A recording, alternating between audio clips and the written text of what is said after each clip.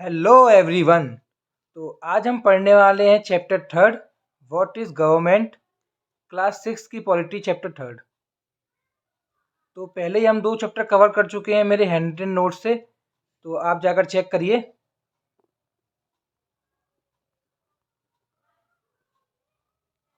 तो chapter first में understanding diversity हम ख़त्म कर चुके हैं। Chapter second diversity and discrimination भी देख चुके हैं हम। आज हम पढ़ेंगे what is government.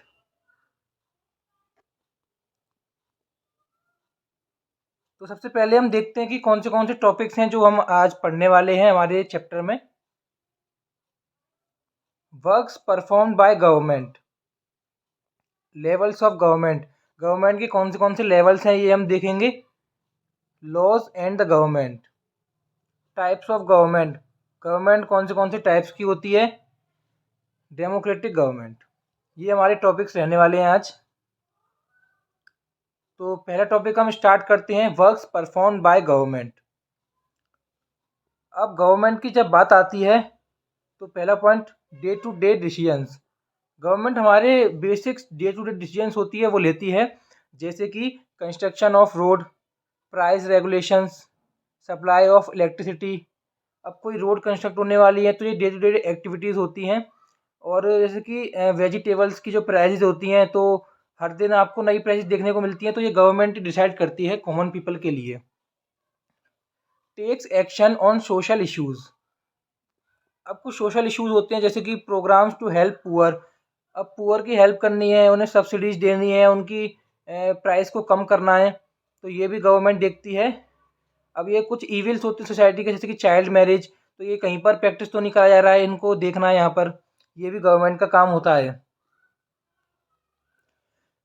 The government has the job of protecting the boundaries of the country and maintaining peaceful relations with other country. अब गवर्नमेंट का एक काम और होता है कि जो हमारी बाउंड्रीज हैं अदर कंट्रीज से, तो उसे प्रोटेक्ट करके रखना, कोई हमारे कंट्री में एंटर नहीं कर पाए स्ट्रेंजर्स। और पीसफुल रिलेशन बनाना अदर कंट्रीज से, जिससे कि वॉर की पॉसिबिलिटीज़ कम हो और इंडिया अच्छी तरह डेवलप कर सके हमारे आगे के लिए। क्योंकि जब वॉर होती हैं तो लॉस दोनों कंट्री का होता है और डेवलपमेंट बहुत कम होता है इसलिए।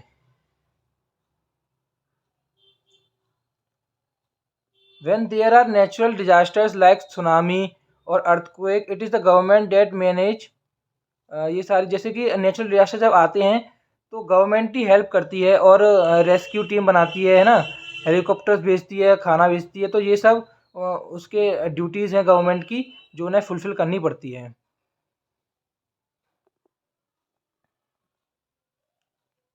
Dispute resolution and punishing criminals.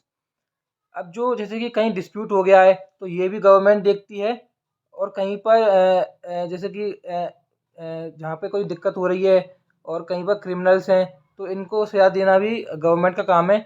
लेकिन गवर्नमेंट का फॉर्म अलग है, जैसे कि कोर्ट्स हैं, तो ये सारे गवर्नमेंट के ही पार्ट हैं। तो कोर्ट्स क्या है, लोगों को न्याय दिलाना, ये सब कोर्ट्स का काम है। How government manage to do all this and why it is necessary for them to do so. अब गवर्नमेंट इतने सारे वर्क हैं उनके, वो कैसे करती है और ये क्यों है कि गवर्नमेंट को ही करना है ये काम, ये क्यों ज़रूरी है, तो ये हम देखते हैं कि गवर्नमेंट को करना ही करना क्यों है ये। अब आपको मालूम है कि ह्यूमन बींग्स हैं, तो अगर need some organisation so that decision can be made. अब कोई ऑर्गेनाइजेशन चाहिए जो कि डिसीजन मेक करे और लोग उनको फॉलो करें, ये बहुत ही ज़रूरी है। Some rules have to be made that apply to everyone. अब ऐसे रूल्स बनाने हैं जो सब लोगों के लिए अप्लाई हों।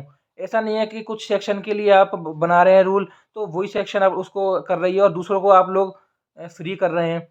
जो रूल बनना है वो सबके लिए होना चाहिए, यही एक डेमोक्रेटिक कंट्री होती है। On behalf of people, with the assistance of people and for the people, government perform various duties. अब पीपल के बिहाफ, अब जैसे कि हमारे रिप्रेजेंटेटिव होते हैं ये लोग, हम लोग इनको वोट देते हैं, तो ये हमारे बिहाफ पर डिसीजन दे लेते हैं और ये हमारे लिए ही काम करते हैं, तो ये डेमोक्रेसी में बहुत ही अच्छा की पॉइंट है। एक तरीके से क्या है कि गवर्नमेंट हम ही लोग चलाते हैं, क्योंकि जो हम लोग वोट देते हैं ना, तो वो हमारे रिप्रेजेंटेटिव होते हैं जो न्यू लॉज बनाते हैं, है ना, पार्लियामेंट में हो गया, एमपी एमएलएज, तो इस तरीके से ये वर्क होता है। अब देखते हैं लेवल्स ऑफ गवर्नमेंट।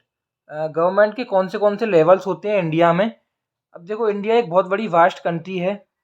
तो अब आप ऐसा तो बोल नहीं सकते हैं कि एक ही नेशनल लेवल की गवर्नमेंट है, वो सारा मैनेज करेगी, है ना। लेकिन जो जो रूट लेवल है, जैसे कि विलेजेस हैं, टाउन्स हैं छोटे छोटे, ये लोग अगर अगर हम एक ही रखेंगे नेशनल लेवल की गवर्नमेंट, तो ये चीज़ें पीछे छूट जाती हैं और इनमें डेवलपमेंट बहुत मुश्किल से होता है। तो इसीलिए हमारे पास थ्री फॉर्म्स ऑफ गवर्नमेंट हैं। एक तो लोकल लेवल पर, है ना, एक स्टेट लेवल पर और एक नेशनल लेवल पर। How government manages to do all. और गवर्नमेंट इस सब को मैनेज कैसे करती है, ये भी हमें देखना है। Government works at different levels. अब गवर्नमेंट डिफरेंट डिफरेंट लेवल्स पर वर्क करती है ना। अलग अलग लेवल पर अलग अलग गवर्नमेंट्स बनती हैं इलेक्शन के थ्रू। अब देखो, लोकल लेवल्स में हमारी आती हैं, जैसे कि विलेजेस हो गई, टाउन्स हो गया, लोकेलिटी, छोटी छोटी से विलेजेस होते हैं ना, सारे कवर होते हैं लोकल लेवल्स में। तो वहाँ की लोकल लेवल की गवर्नमेंट देखती है। थर्ड हो गई, सेकंड हो गई हमारी स्टेट लेवल। स्टेट लेवल पर जैसे कि एंटायर स्टेट कवर होता है एक उसमें लेवल पर। ठीक है, जैसे कि उत्तर प्रदेश हो गया, हरियाणा, राजस्थान, जो भी है। अब नेशनल लेवल पर जो गवर्नमेंट बनती है हमारी, वो पूरी एंटायर कंट्री की होती है। अब जो हमारी सेंट्रल लेवल में जो गवर्नमेंट होती है ना, तो वो पूरी गवर्नमेंट एक डिसीजन लेती है, वो पूरे इंडिया को देखती है और इंडिया को सिम्बलाइज करती है वो गवर्नमेंट। तो ये बेसिक लेवल्स ऑफ गवर्नमेंट थे। अब हम देखते हैं लॉज एंड द गवर्नमेंट। अब गवर्नमेंट होती है, वो लॉ बनाती है पार्लियामेंट में, है ना। और वो लॉज होते हैं, वो हमारे लिए बनते हैं, तो हम फॉलो करते हैं उनको। तो यही एक सिस्टम बनाता है कि लॉ सोचना, पहले उस पर डिस्कस करना, है ना, फिर लॉ बनाना, अब उन लॉ को फॉलो भी करवाना, ये बहुत इंपॉर्टेंट होता है। अगर लॉ बन गया और वो पढ़ा ही हुआ है और कोई फॉलो ही नहीं कर रहा, तो उसका फ़ायदा ही क्या है। तो ये फिर एक सिस्टम होता है पूरा, ये सिस्टम रेगुलेट करता रहता है। Just like the government has the power to make decisions, similarly it has the power to enforce it। अब गवर्नमेंट पे ये पावर है कि ये वाले लॉज बनाने हैं, तो उन पे ये भी डिसीजन लेना होता है उन्हें कि ये जो पावर है इनको एनफोर्स भी कराना है इन लॉज को, और ये लॉज फॉलो करे जाएं, ये भी उनकी रिस्पॉन्सिबिलिटी होती है। अब एग्जांपल के थ्रू देख सकते हैं हम कि government power to make decision is not the much use if it is lack power to enforce those laws. अब ये डिसीजन लेना और ये लॉस बनाना ये इतना इम्पोर्टेंट नहीं है, लेकिन उन लॉस को रेगुलेट कराना, यही सबसे बड़ी दिक्कत होती है, यही सबसे बड़ा पॉलिसीज़ है गवर्नमेंट की। अभी क्वेश्चन आता है, what can people do if they feel that a particular law is not being followed. अब आप लोगों ने जैसे कि लॉस बने हुए हैं, तो आप लोगों ने देखा कि ये लॉ है, तो ये लॉ फॉलो नहीं करा जा रहा है, तो आप इसमें क्या कर सकते हैं। आप मतलब कुछ आपको राइट है इस चीज़ का, तो आपको बिल्कुल राइट है इसका। ही और शी में approach the court and claim that the law is not being followed. अब आप कोर्ट में जा सकते हैं, कोर्ट में अपील कर सकती हैं कि ये वाला जो पर्टिकुलर लॉ है जो आपने देखा है ये फॉलो नहीं करा जा रहा है, तो आप इसमें केस कर सकते हैं गवर्नमेंट के खिलाफ भी, क्योंकि लॉ और पार्लियामेंट सबके चाहे वो गवर्नमेंट हो, चाहे वो कोई भी सुपरस्टार हो, सबके लिए इक्वल हैं लॉज, इसी वजह से। नेक्स्ट टॉपिक हम देखते हैं टाइप्स ऑफ गवर्नमेंट। अब गवर्नमेंट के कौन से टाइप्स होते हैं ये हमें देखना है। What are different types of government, किस किस तरीके की गवर्नमेंट होती है। जैसे कि इंडिया है, तो इंडिया में डेमोक्रेसी है ना। तो अलग अलग जगह पे अलग अलग फॉर्म्स ऑफ गवर्नमेंट होती हैं। अब डेमोक्रेसी तो आप लोगों को मालूम है, क्योंकि इंडिया में है और हमने वो पढ़ भी चुके हैं फर्स्ट चैप्टर और सेकंड चैप्टर में। अब मुनार्की है, तो बहुत जगह मुनार्की भी फॉलो होती है, जैसे कि ब्रिटेन में। तो मोनार्की में क्या होता है, किंग्स एंड क्यून्स का, किंग्स और क्यून होते हैं जो वही डिसीजंस लेते हैं on behalf of the country, और सब लोगों को फॉलो करना पड़ता है किंग्स एंड क्यून्स की। तो मोनार्की में ये होता है। डिक्टेटरशिप में जैसे कि एक इंसान होता है, जैसे कि हिटलर एग्जाम्पल, तो वो पूरी कंट्री को सिम्बलाइज करता है। तो वो एक इंसान है, चाहे अगर वो गलत डिसीजन लेगा तो लोगों को मानना पड़ेगा, वो किसी को बताएगा नहीं कि मैं क्यों कर रहा हूँ। तो डिक्टेटरशिप ये होता है, एक इंसान जब अपनी चलाता है पूरी कंट्री में। Who gives the government this power to make decision and enforce laws. अब ये गवर्नमेंट को पावर कहाँ से मिलती है कि ये डिसीजंस लें और जो लॉज हैं उनको एनफोर्स कराए। अब हम क्यों माने गवर्नमेंट कौन है, हम क्यों माने गवर्नमेंट की, क्योंकि वो लॉज बना रही है। तो क्यों है वो गवर्नमेंट, ये हम जानते हैं। अब ये इसका answer to this question depends on the type of government there is in a country. अब इसका डिपेंड होता है कि कौन सी टाइप ऑफ गवर्नमेंट है कंट्री में। अब जैसे कि डेमोक्रेसी है तो यहाँ पर पीपल की सबसे बड़ी मान्यता होती है और पीपल अपने रिप्रेजेंटेटिव्स को अपॉइंट करते हैं। और जैसे कि डिक्टेटरशिप हो गई तो वहाँ पर लोग कुछ नहीं कर सकते, वहाँ पर जो उनका लीडर डिसीजन लेगा उन्हें वही मानना पड़ेगा, है ना। तो इस तरीके से होता है। और जो किंग्स एंड क्वींस हैं वो तो आपको मालूम ही होगी, जो वो डिसीजन लेंगे वही लास्ट डिसीजन होता है। अब democracy, it is the people who give the government this power. अब ये डेमोक्रेसी है जो पीपल्स को ये पावर देती है और गवर्नमेंट को। In a democracy the government has to explain its actions and defend its decision to the people. अब जो डेमोक्रेसी में गवर्नमेंट होती है वो जो भी एक्शन लेती है और जो भी डिफेंड और its decisions to the people, जो भी डिसीजंस लेती है वो on behalf of the people लेती है ना। और पीपल के फेवर में ही लेती है, उनके डेवलपमेंट के लिए ही उन्हें डिसीजन लेना होता है। अब जो पीपल हैं वो ये क्राइटेरिया जो मैं बता रहा हूँ आपको, वो इलेक्शंस होते हैं। तो इलेक्शंस में वोट करते हैं, तो वोटिंग से ही जो इलेक्ट होते हैं तो वो उनके रिप्रेजेंटेटिव्स होते हैं। Elected elected persons from the government make laws on behalf of the government. अब जो इलेक्टेड पर्सन्स थे वो जीत गए, है ना। तो वो on behalf of the government, on behalf of the people laws बनाते हैं फिर। मोनार्की, अब देखो हमने डेमोक्रेसी देख ली कि पीपल का यहाँ पे बहुत बड़ा रोल होता है ना। तो मोनार्की में हम देखते हैं और थोड़ा बहुत कंपेयर करते हैं डेमोक्रेसी से कि मोनार्की थोड़ा सा क्यों मतलब कम अच्छी मानी जाती है।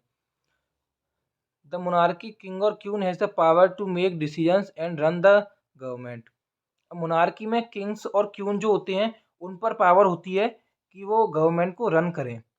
Unlike in a democracy, kings and queens do not have the to explain their actions on defend the decisions they take। अब डेमोक्रेसी में रिप्रेजेंटेटिव्स होते हैं, उनको पीपल को बताना पड़ता है सब कुछ और पीपल ही सबसे पहले फर्स्ट प्रायोरिटी मानी जाती हैं। लेकिन मोनार्की में ऐसा नहीं है।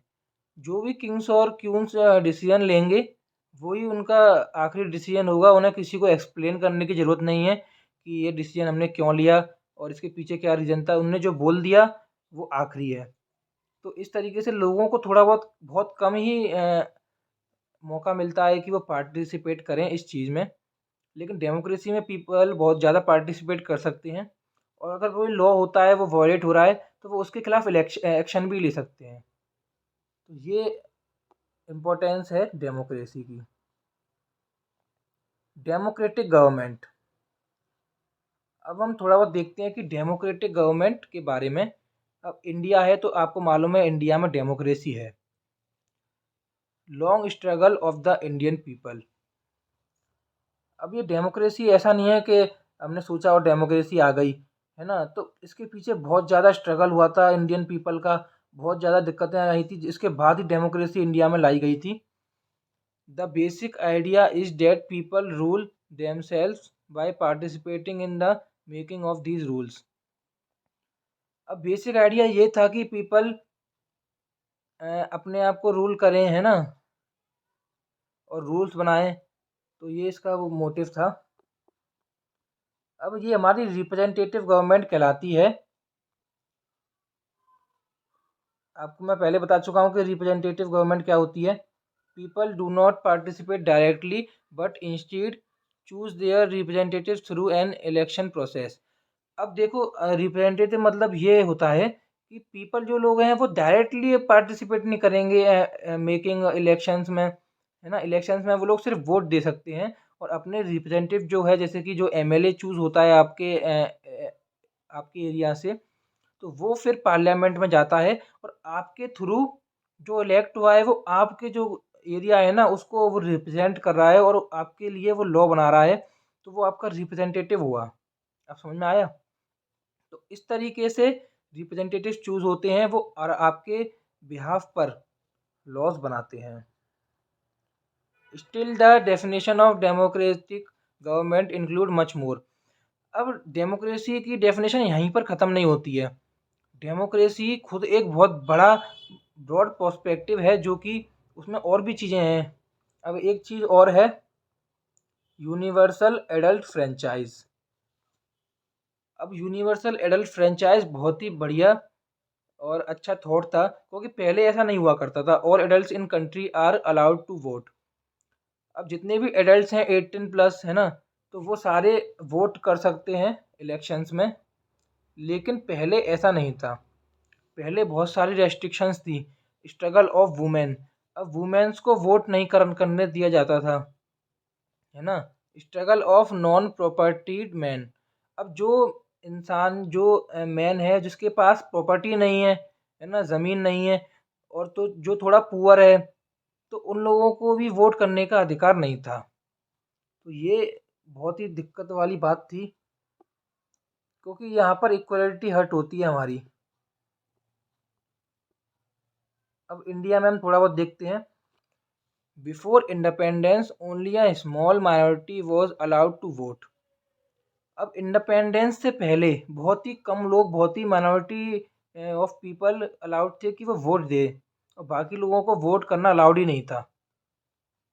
And they therefore came together to determine the fate of the majority. अब वो थोड़े बहुत ही लोग आते थे, है ना, और गवर्नमेंट को चूज करते थे on behalf of the big majority. उन लोगों को जो वोट नहीं करने देता था वो भी उनके बिहाफ पर वो लोग माइनॉरिटी वोट करती थी। तो जब हमारे गांधी जी ने ये देखा, several people including Gandhi ji were shocked at the unfair of this practice and demanded that all adult have the right to vote. अब जब गांधी जी आए और गांधी जी ने ये ऑब्जर्व करा कि यहाँ इतनी सारी रेस्ट्रिक्शंस है, अनफेयर ट्रेड प्रैक्टिसेस यहाँ पर फॉलो करी जा रही हैं, तो ये बहुत ही गलत है। उन्हें बहुत ज़्यादा बुरा लगा, तो उन्होंने इसके खिलाफ लड़ाई करी और उन्होंने एडल्ट फ्रेंचाइज के लिए मांग करी।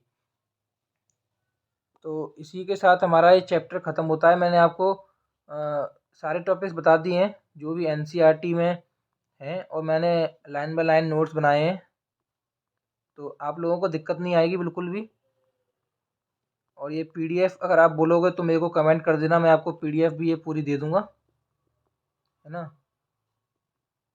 तो इसी के साथ हमारा ये चैप्टर 3 ख़त्म होता है, व्हाट इज़ गवर्नमेंट। अब नेक्स्ट चैप्टर मैं आपको बाद में पढ़ाऊँगा। तो ये चैप्टर ख़त्म होता है। अब आपको नोट्स चाहिए ना, तो मेरे को कमेंट करना, जो जब मेरा आपका कमेंट आ जाएगा तो मैं आपको नोट्स की पीडीएफ वहीं पर प्रोवाइड कर दूँगा। तो thanks for watching and subscribe my channel UPSC aspirant Nikhil.